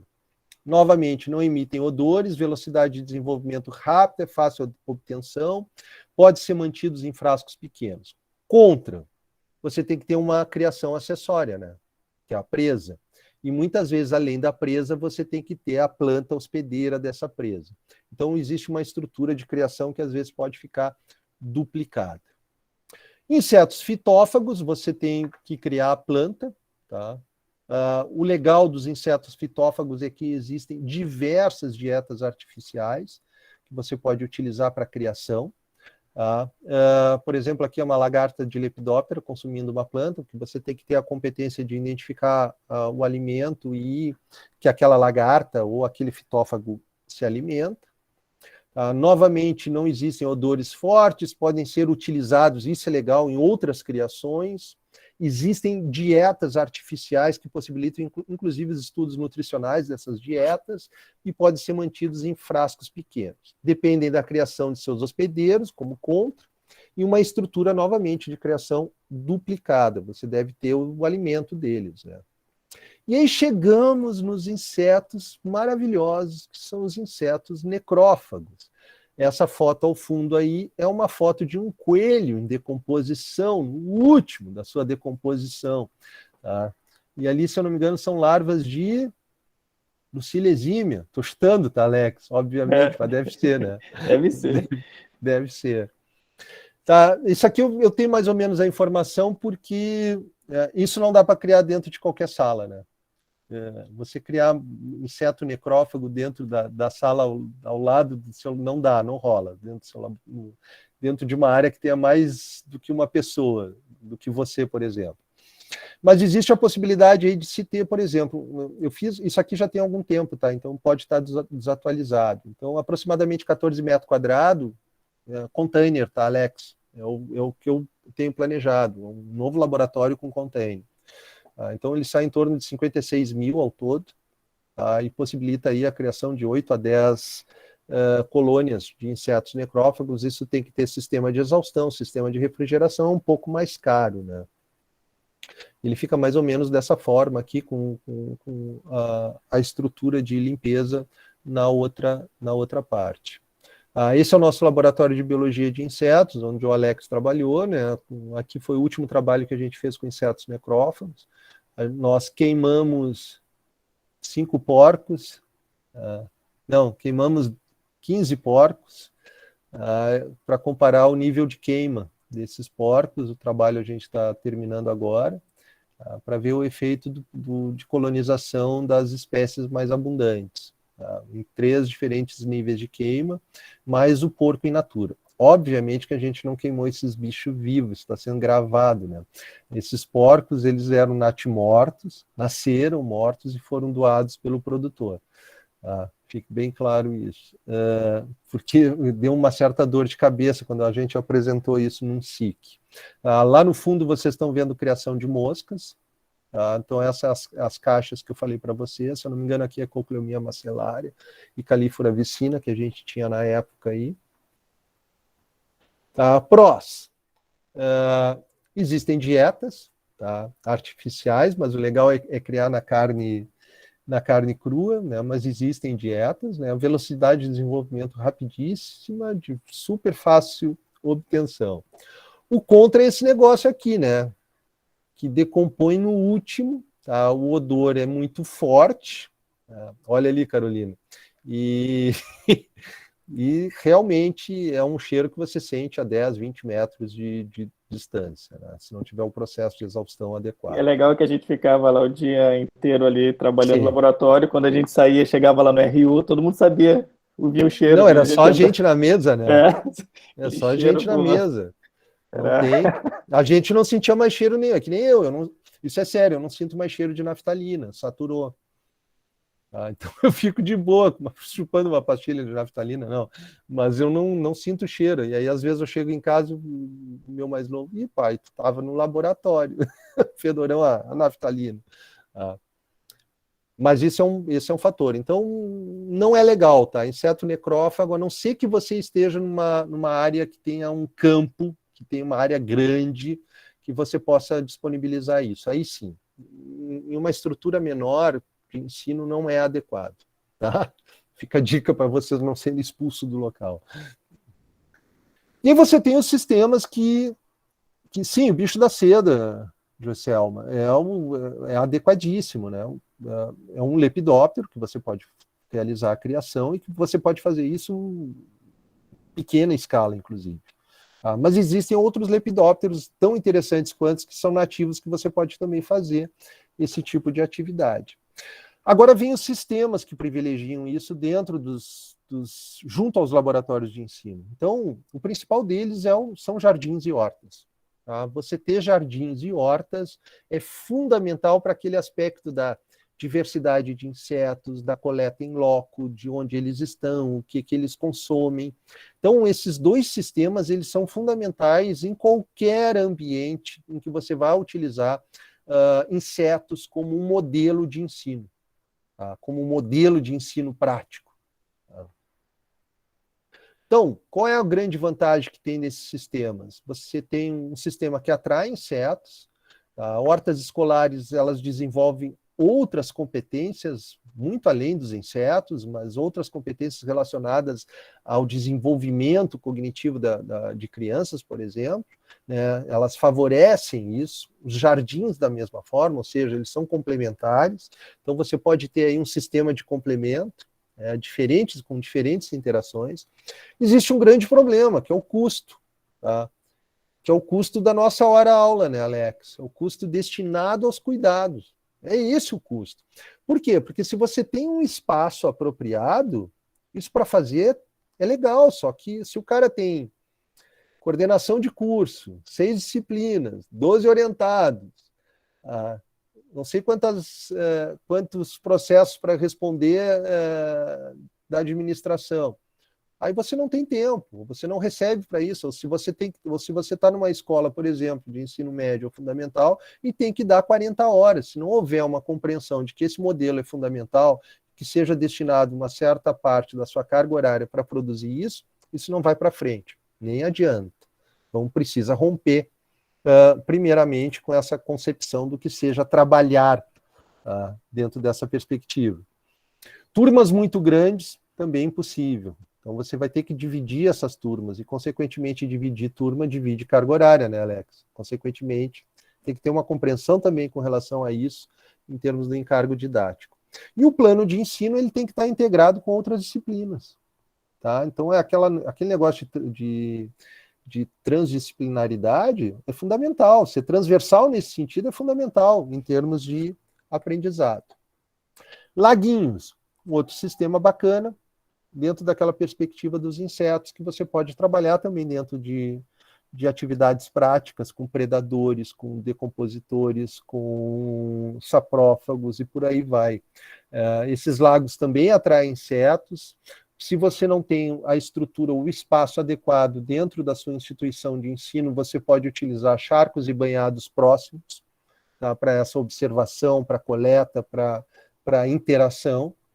E eles também favorecem outras competências. Aqui é um exemplo, por exemplo, de um lago bem simples que foi formado dentro de uma instituição lá de Pernambuco.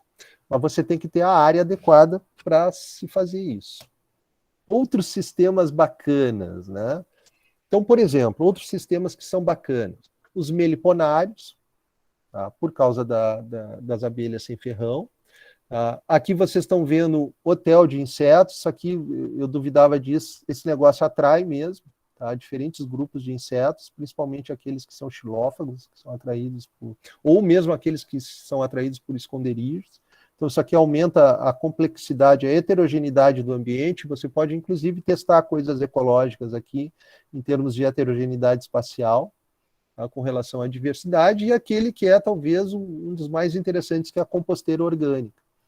Aí você tem dois tipos de compostagem, né? Você tem essa que é livre de processo de coisas processadas e proteínas, por exemplo, tá? E aqueles que é essencialmente orgânico, cascas de frutas, restos vegetais que não tenham sido cozidos, etc. Esse também tem uma fauna bastante interessante, de moscas, de dípteros, de coleópteros, colêmbula aos montes. Já viram colêmbula? Esse é um ambiente legal de ver.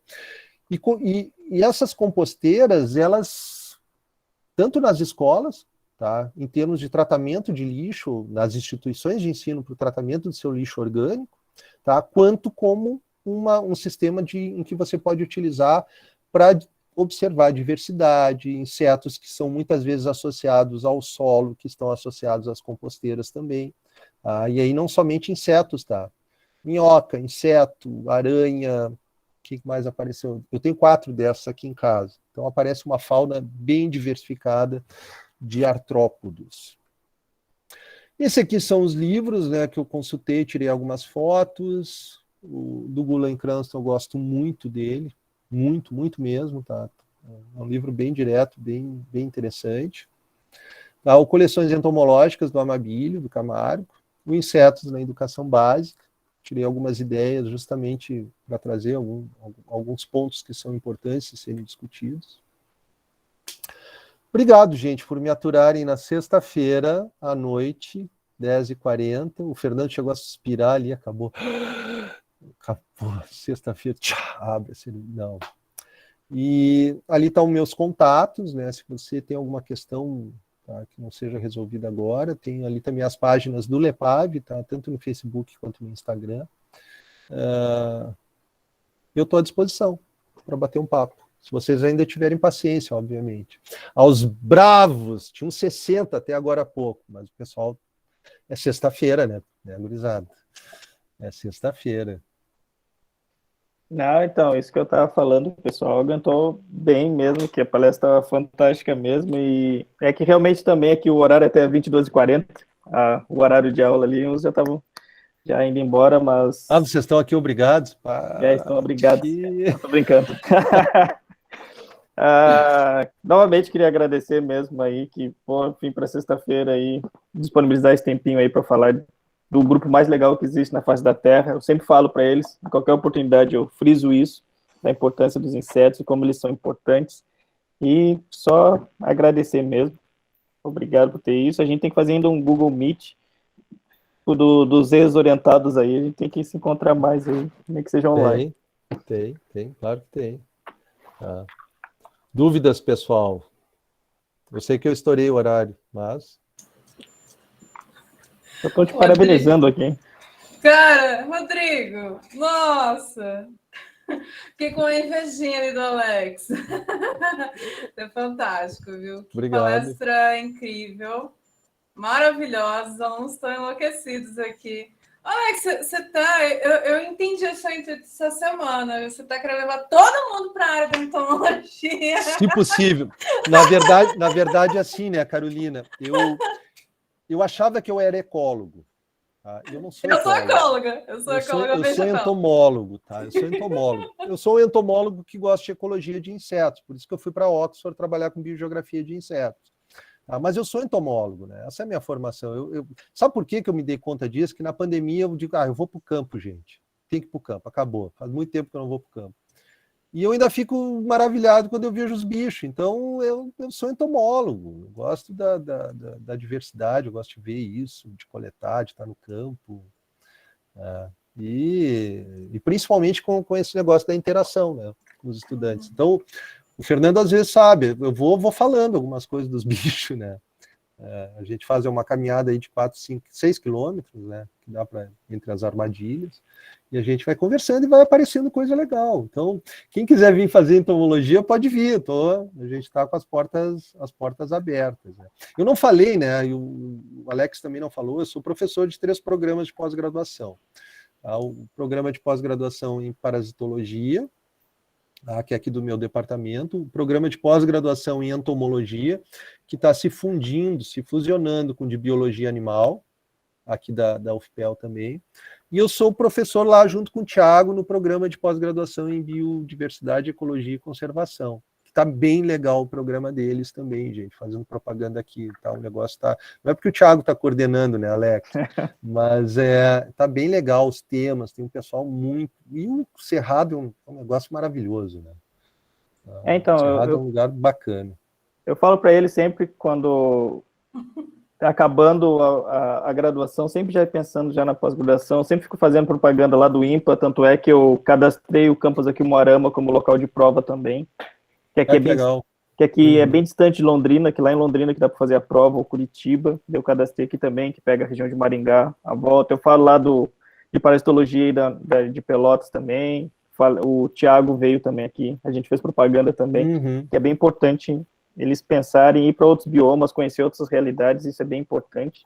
O que eu sempre falo para eles, foi uma das coisas mais legais que eu fiz, umas melhores decisões eu ter feito, foi ter ido lá para a Amazônia. Ele contou a história, foi assim, ó, eu ganhei uma bolsa lá em Manaus, para ir fazer pós-doc, e eu digo, vamos, gurizada, façam a prova, vamos para o IMPA, vamos para o IMPA. Aí foi o Thiago, o Fred, eles fizeram a prova, eles foram para o IMPA, e eu dei uma curva e fui para Viçosa. Que maravilhoso! Né, Alex? Mas foi... O Alex queria se livrar de vocês. Claro que sim. Eu digo, não, deu toda a graduação, não. Sim, toda a graduação, laboratório já.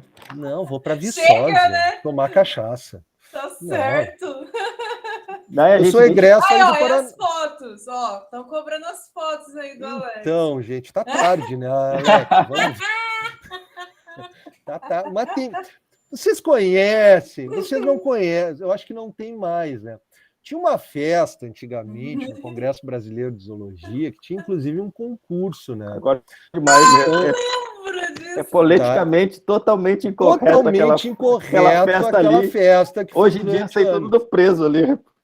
Hoje em dia é tudo preso, né? Mas antigamente podia, né? Então, uns iam vestidos, os meninos iam vestidos com roupas que eles não estavam acostumados a se vestir, as meninas da mesma forma iam com roupas que elas não estavam acostumadas a se vestir, e era feito um concurso desse negócio lá em cima, né?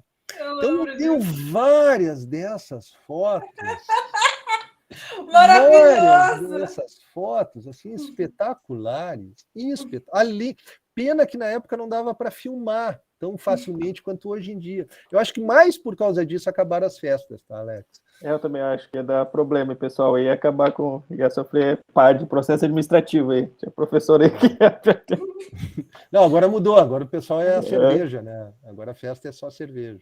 Então a festa tiraram. E até o nome não era muito bom, não. O nome era... Não era, mas eu posso fornecer essas fotos, tá? Mediante conversa, aí a gente bate um papo. Tem vários aqui. Tá? Ai, gente. Então... A Sabrina tá enlouquecida com a foto. Rodrigo, você agora vai ficar... Aqui, vai cobrar eterno. Passa o WhatsApp. Nossa, Alex, você tá perdido.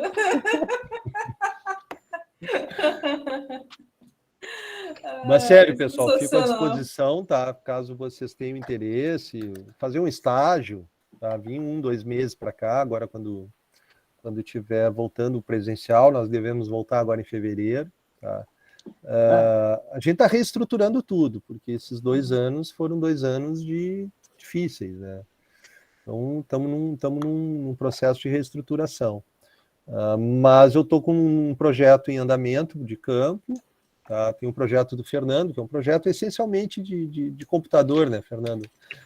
Que é modelagem de nicho, que é um negócio que a gente trabalha bastante para cá. Tá? Tem a Grati e a Amanda, que trabalham direto com bioestatística. Eu gosto muito de número também, me esqueci de dizer. Então, eu tenho duas estudantes trabalhando aqui direto com a gente. E aqui a gente conseguiu dar uma reestruturada um pouco do curso. Tinha chegado a professora Patrícia, a professora Carolina também, que tinha uma visão um pouco mais voltada para pesquisa, que antes o TC era exclusivo em educação. Agora nós conseguimos deixar o aluno conseguir fazer em outras áreas também, não sendo exclusivo. Daí agora a gente também está com vários projetos aqui de coleta. Nós coletamos já no Parque de Ilha Grande, tem uns artigos já. Agora a gente está coletando também. A gente está coletando lá no Parque Iguaçu também. Uhum. Daí agora é legal, cara. Então, é legal. Então, a gente está fazendo aí, usando... Então, é porque eu sou da área da ecologia vegetal, então eu sou de desespero aí para campo, usando a malésia. A gente levou alguns alunos daqui, o Yali, que ele estava comentando ali da malésia. A gente tá trabalhando com isso, eu estou achando muito legal. Então, tem malésia lá, então eu vou mandar as mutucas lá para o alemão, os mucílios vai para aí, para ti. Não me lembro se eu falei, então já estou te falando agora, vai para aí, vou te enviar. Já aproveita, né, Alex? Então, que a ideia ali é começar a treinar os alunos, essa ideia é realmente fazer os alunos mandar aí para o UFPEL lá, ficar uns 2 meses lá e mesinho assim, aí, treinamento. Eu acho que não é o UFPEL, né, cara? Eu sou egresso da Federal do Paraná, né? Mestrado, doutorado foi ali no Paraná, na ENTO do Paraná. E, cara, mandar ali para o Cláudio, manda para o Maurício, tá? Não sei se vocês estão coletando formiga, conversar com Feitosa, né? O pessoal da USP, o Silvio está lá, trabalha com os dípteros. O Renato está lá. O Renato está lá, lá em Curitiba. Curitiba também. Curitiba. Então, assim, não estou dizendo, venham para cá também. Para quê? Para eu levar vocês aqui para o Pampa, para vocês conhecerem. A ideia agora é liberando a fronteira aqui, porque o Uruguai não liberou, e eu tenho um convênio direto com o INI aqui. O INI é tipo a Embrapa do Uruguai. O Instituto Nacional de Investigação, e com o Instituto Pasteur de Montevidéu e a Universidade de Montevidéu, Universidade da República. Né? E abrindo a fronteira, a gente vai instalar malésia no Uruguai, tá? E mais aqui nas áreas dos vinhedos aqui de Livramento, de Dom Pedrito, aqui bem em cima do Pampa, no paralelo 30, eu vou botar especialmente as malésias ali naquela volta, e dali vamos para o Uruguai para coletar. Qual é a ideia? É fazer um grande trabalho de diversidade do Pampa.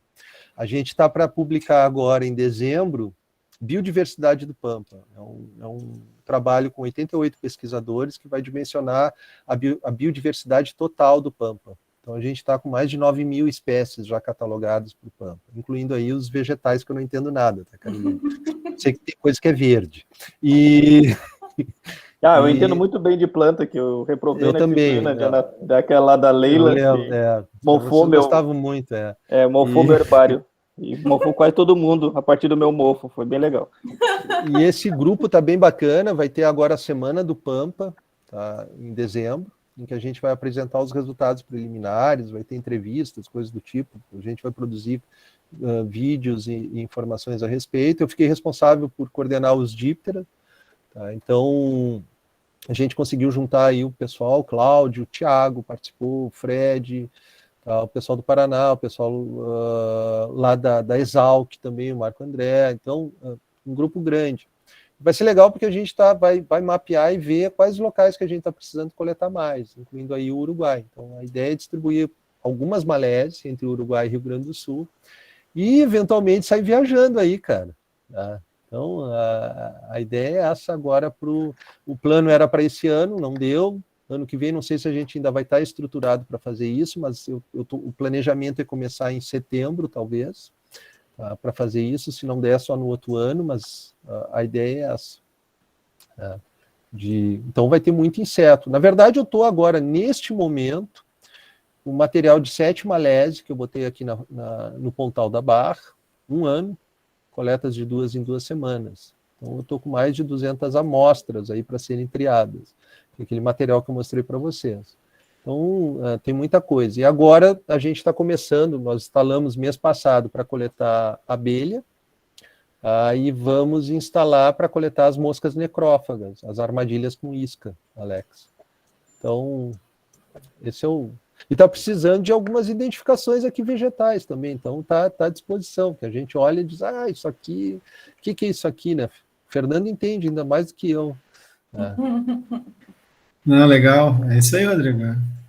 O Pontal da Barra lá, acho que o pessoal não conhece muito bem, mas é uma RPPN, né? É um banhadão grande que tem aqui na área. Muita coisa. Então, vamos finalizando, que hoje foi a palestra de encerramento, novamente. Não é até a meia-noite? Achei que era até a meia-noite. Não. Rodrigo, o pessoal tem que comprar os produtos da Black Friday ainda, Rodrigo. Tem que deixar. É verdade, tem que deixar essa horinha aí. Tem que deixar. Não, vamos lá então, vamos comprar equipamento. Equipamento. Jura, né, cara? No final do mês, todo mundo pelado, né? Não, isso quer dizer, dia 26, equipamento que vem em 750 ml.